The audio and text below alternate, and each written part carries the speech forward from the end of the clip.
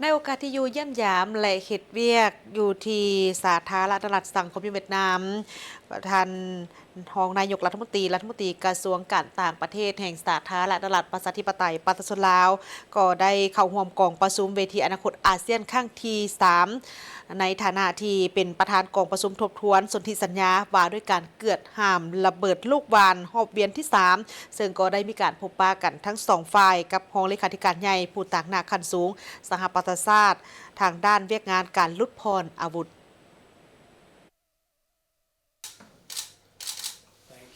ในวันที่ 9 มิถุนายน 2026 ที่สาธารณรัฐสังคมนิยมเวียดนามได้มีการพบปะกันระหว่างท่านรองนายกรัฐมนตรีท้องสวรรค์พรหมพิหาร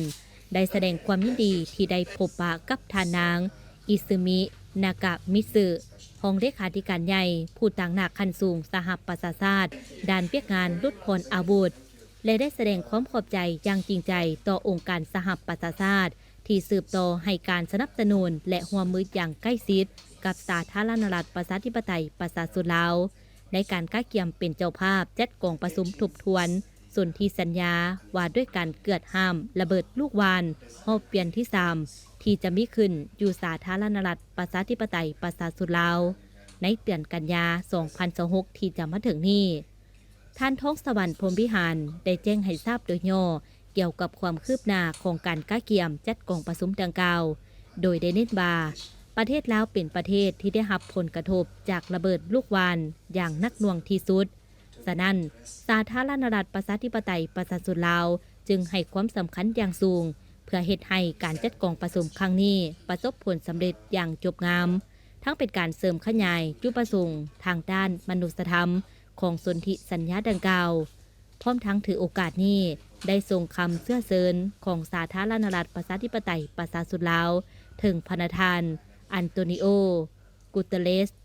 เลขาธิการใหญ่องค์การสหประชาชาติเข้าร่วมกองประชุมพร้อมทั้งเสนอให้สหประชาชาติสืบต่อสนับสนุนสาธารณรัฐประชาธิปไตยประชาชนลาวในการก้าเกี่ยมความพร้อมรอบด้านเพื่อเป็นเจ้าภาพจัดกองประชุมสำคัญครั้งนี้ให้ได้รับผลสำเร็จตามระดับคาดหมาย